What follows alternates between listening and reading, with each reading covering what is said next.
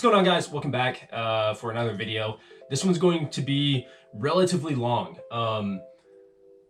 I was talking to my wife yesterday and it was brought to my attention that I haven't really discussed with you guys or shared with you guys 100% about what Jester means, to me at least. After my wife had a conversation with her brother, they basically talked about, well, mainly her brother was just asking what Jester is, what it means, and even though I've made videos on it before and talked about a portion of what Jester means, he still seemed confused, and so I wanted to sit down and make a full-length video just talking about everything. So the full 100%. I've probably shared about 75-80%, at least that's how my wife feels.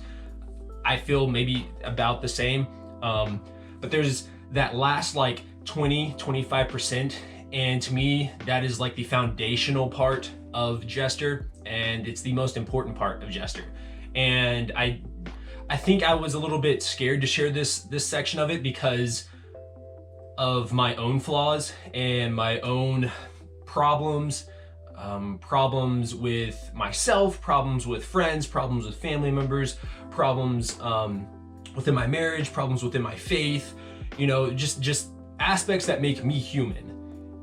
I feel like when you post content onto the internet, at least from my experience, most people want to hide what makes them normal. Most people want to hide their flaws, and most people want to hide what makes them who they are. And that is why I created Jester, was so that I could become more confident and comfortable with who I am, with my successes and with my failures. And the 20%, 25% that I haven't shared with you guys is foundational in me reaching that point. And hopefully it's foundational in you reaching that point. So we're gonna do a quick recap of what I've already shared with you guys. And so Jester, obviously, for most people, they know that a Jester is someone who created entertainment for the king back in the day, right? So they did a lot of jokes, making fun of things, making fun of people, made crowds laugh. And I initially did not want to call my apparel company Jester. I didn't really know what I wanted to call it, but I knew one thing, and that was that I took a lot of inspiration from the Joker. And in fact, I took a lot of inspiration from a lot of things, but the Joker was one thing that kept on popping up in my head. And I knew that I couldn't go with the name Joker for obvious reasons, but I also didn't want to I didn't even want to try and take Joker in general. It means a lot to a lot of people.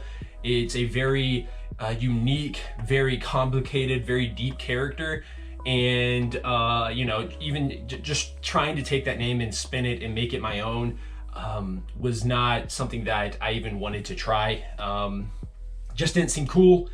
And I really just wanted to have something that represented me and something that I could call my own, so to speak. So I do take a lot of inspiration from the Joker, and a lot of people think that, or at least their first reaction when I say that I took a lot of inspiration from him is why. You know, he does all these bad things. He blows up buildings. He robs banks. He kills people. He hurts the Batman, right? And my first response is, well, number one, he was written that way. He's a character. Number two, if the roles were reversed and the Joker was the good guy and the Batman was the bad guy, you would hate the Batman, right? And so just opening people's minds to the fact that, like, number one, he is just a character. But my focus isn't necessarily on his flaws and what he does in terms of like bad. What I respect and love about the character is the fact that when he says he's going to do something, he does it. Yes, in most cases those things are bad, and in probably every case those things are bad. But when he says he's going to do something, he does it, which is something that I struggle to do. I just struggle with. I am a person who likes to do a lot of talking and doesn't do a lot of walking. And that's something that I want to work on. And the fact that he follows through on everything that he says he's going to do, I respect that about him. Number two, he's not apologetic about the person that he is. He knows who he is. He knows what his purpose is, and he tries his very best to fulfill that. And for a very, very long time, my purpose, at least what I thought my purpose was sports. And you see this a lot with athletes. I can't speak for people that aren't athletes because I was an athlete the majority of my life. You have this idea that you're going to use sports as a way to drive the rest of your life. You're going to go pro, you're going to make tons of money, you're going to retire at 30 or whatever age, and you'll be set for life. Then you will pick up maybe coaching or training or something like that, and you'll eventually have kids and you'll coach and train them, and then they'll take the freaking torch out of your hand and do the same exact thing that you did, right? And so your identity is in whatever sport or whatever sports that you play. And for me, I was no different. I swore up and down that I was going to be a professional, either football player or a professional basketball player. And obviously that didn't work out.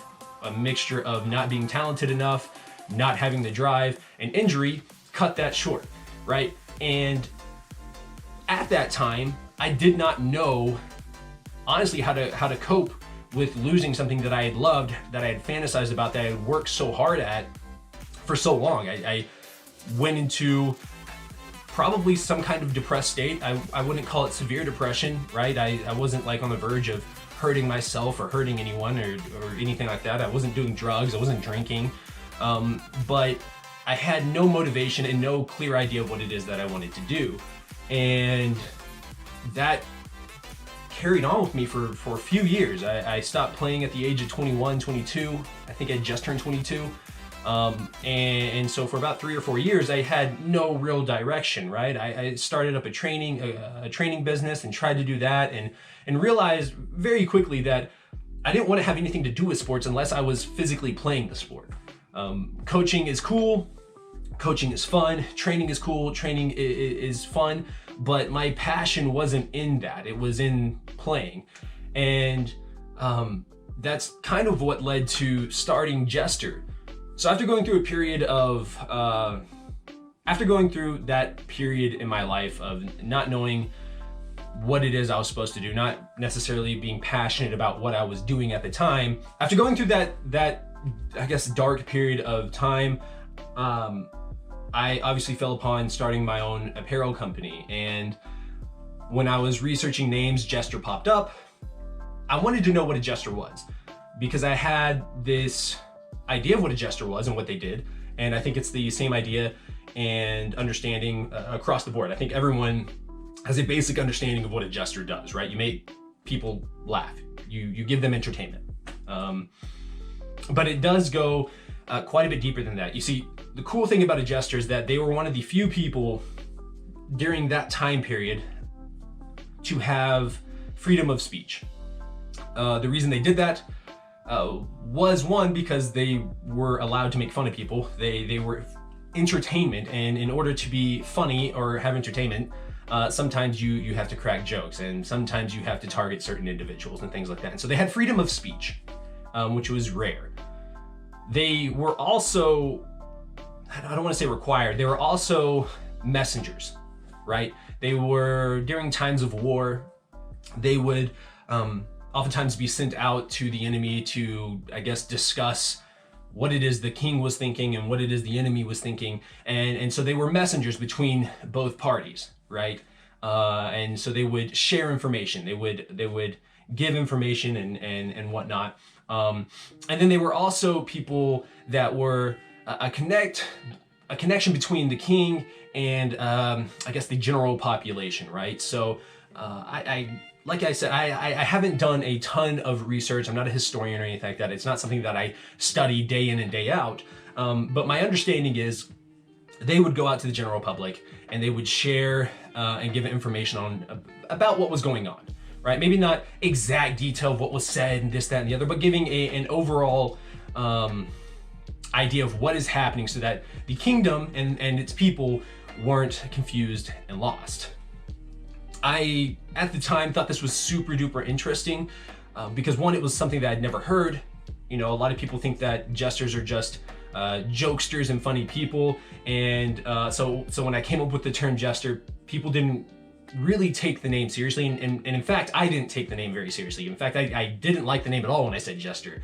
I would say Jester and think about my apparel, and I was like, it doesn't sit well. It doesn't feel right. But the more that I said Jester, the more that I researched Jesters and what it is that they did and what it is that they do, I realized that I really do appreciate Jesters quite a bit more.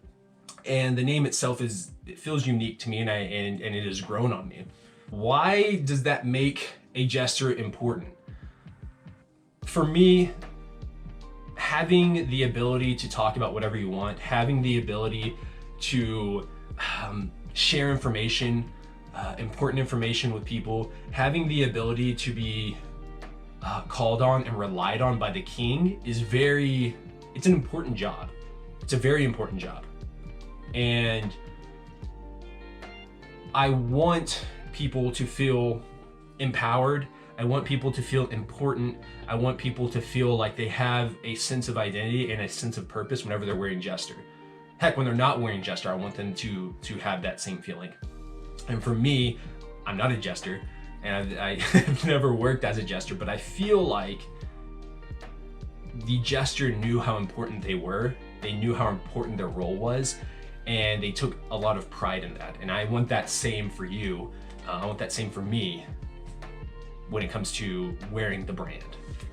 That leads me into what or how does it relate and how does it correlate to me, right? So I am a Christian, I'm a man of faith, and I'm not the greatest at it. I'm not the most consistent at it. I'm not the best at it. I do have my flaws when it comes to my faith. I do have my own questions when it comes to my faith, but at the end of the day, I am a Christian.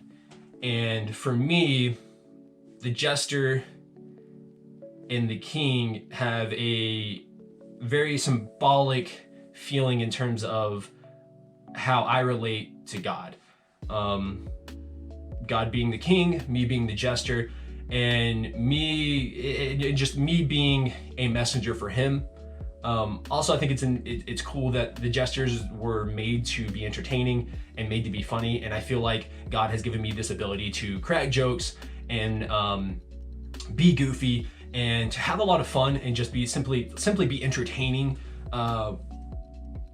Maybe a bit too often, especially during times when I should be serious. But I think it's a quality and a personality trait that I have that was given to me by God.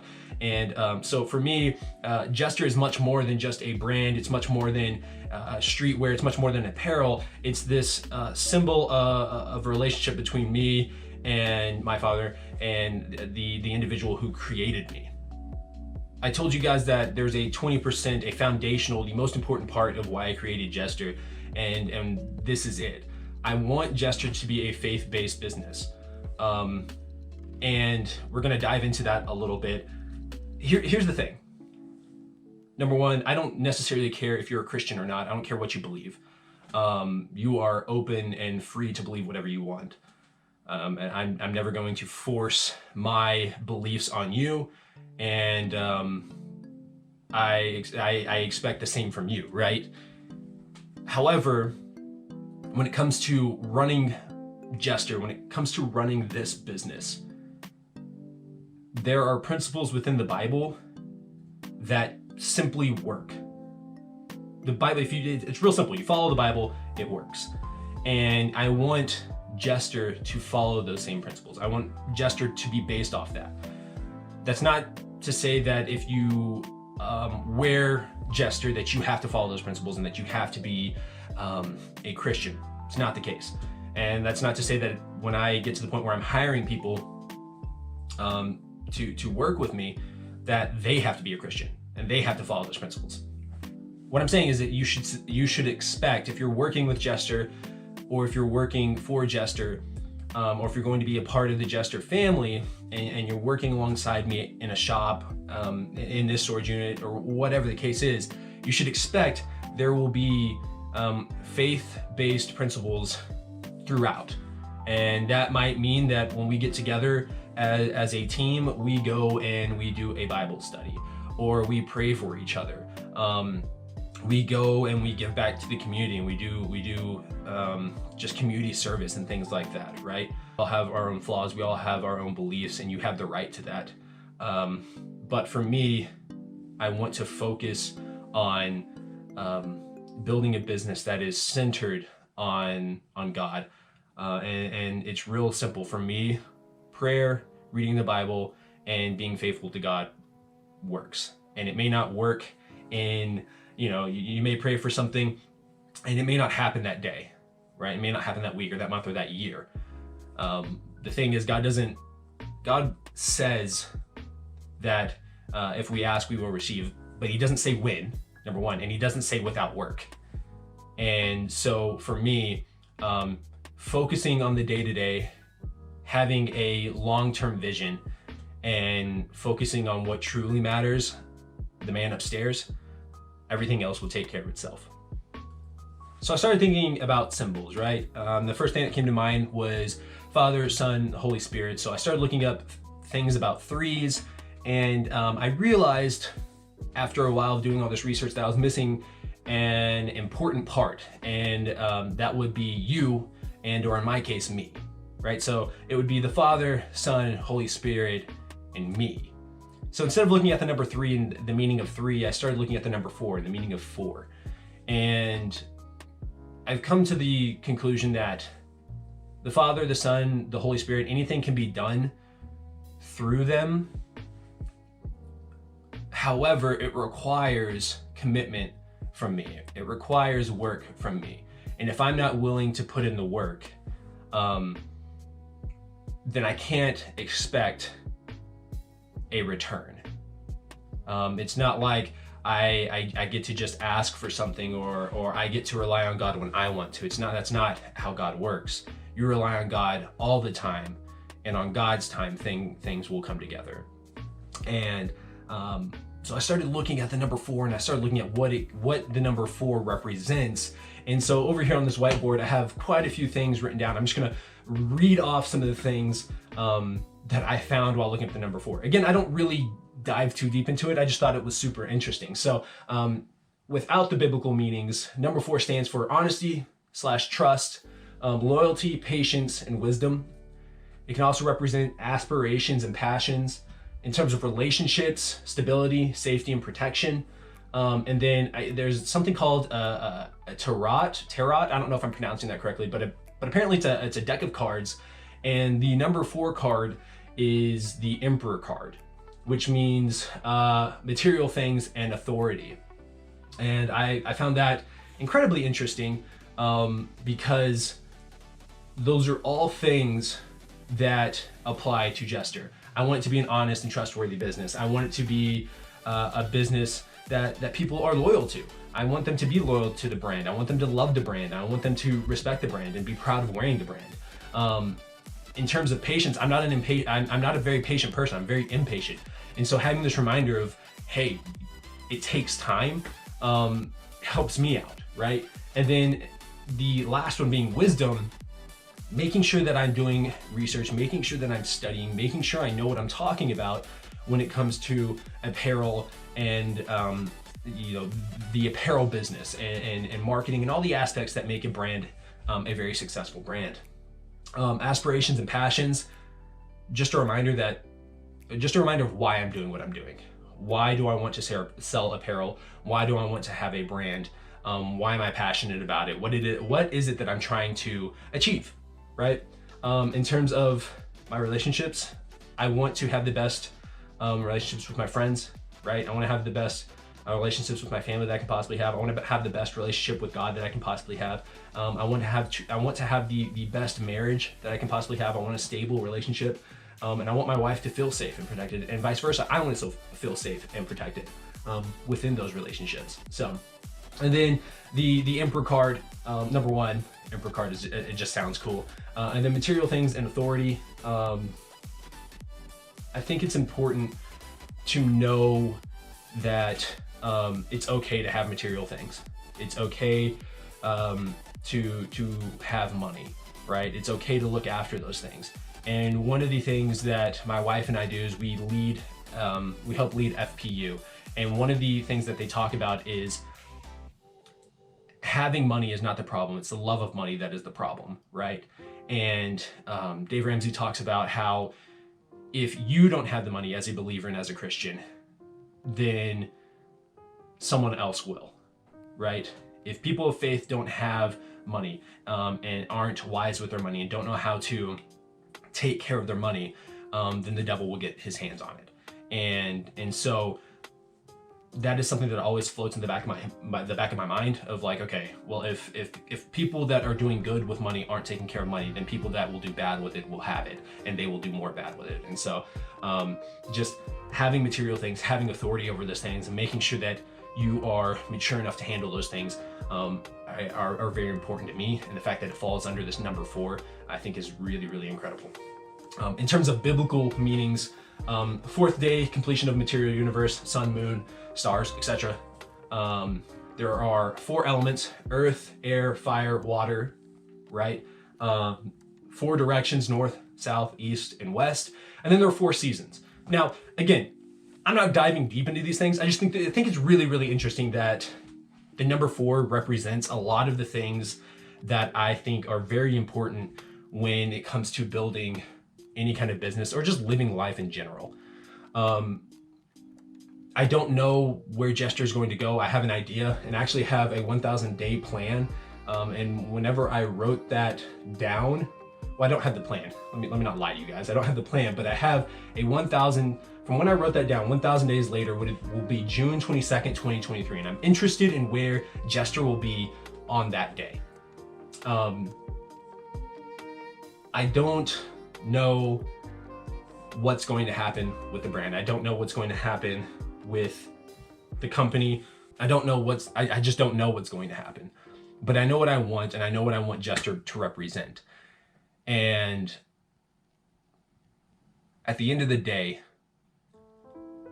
I love this brand. I love the people that have helped me get to this point. I love what the brand means to some of the people that we've delivered hoodies to so far. And I am incredibly excited about what the future holds. Hopefully this answers everyone's questions. Hopefully my brother-in-law has had his answers or his questions answered. If not, feel free to call or text me. If you guys have any questions or any thoughts, anything at all, and want me to answer or want to just discuss things, feel free to reach out to me. You have Facebook, we have Instagram, there's also Twitter. Heck, I'll give you my phone number if you want that, and we can just sit down and talk. We can jump in a Discord call if you just want to chat it out. But that's why Jester is alive, is a thing. I don't even know what to say. I don't know what to say at this point.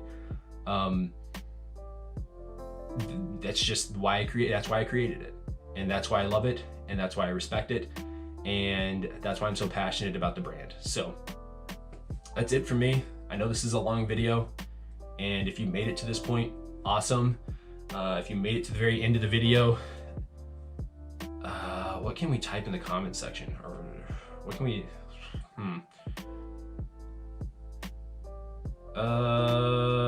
put Nickelodeon. I don't know. Put Nickelodeon if you made it to this point in the video. I love you guys. Thank you guys. I'm going to go edit this video now. So yeah, bye. I just thought about this. So my brother-in-law asked, why am I selling a hoodie for $80? And I'm going to answer that right here, right now. Number one, I'm not just selling a hoodie, okay? I am selling an experience, right? From the packaging to the hoodie to the personalized thank you letter to the limited edition secret that I can't really tell you about right now. All of that together. is $80. And the thing is I have thought about how far this could go. And so I have ideas to expand and build upon this idea. So number one, you're not just getting a hoodie for $80. However, I do understand if you don't want to spend $80 on it. It doesn't hurt my feelings. I'm not going to be upset. People don't want to spend $80 on a hoodie, then they don't. I myself have spent $80 on multiple hoodies, and if the brand means that much to me, I will spend that kind of money. So there's that. Also, I'm not here to sell a Jester hoodie to anybody. I'm not here to try and persuade you. And I've said it multiple times. I'm not here to try and coax you. I'm not here to make you believe that you have to have a Jester hoodie or a Jester product. You don't. But it's a brand that I believe in, and it's a brand that I stand by. And so a lot of hard work has gone into this, and I could have easily bought $5 t-shirts and $10, $15 hoodies and sold them for $20 and $30, or $25 and $15. Like, I could have done that. I didn't want to do that. I wanted to bring a quality product to you guys. And so for me, it's worth $80 for everything that you're getting. For some people, it won't be worth that much, and that's okay. So that is why the hoodies are priced at $80. Also, it's expensive to make. It's expensive to make. I think a lot of people don't necessarily think about the amount of money that goes into putting something like this together. It was expensive to make. So having said that, with that said, this is bye again. See ya.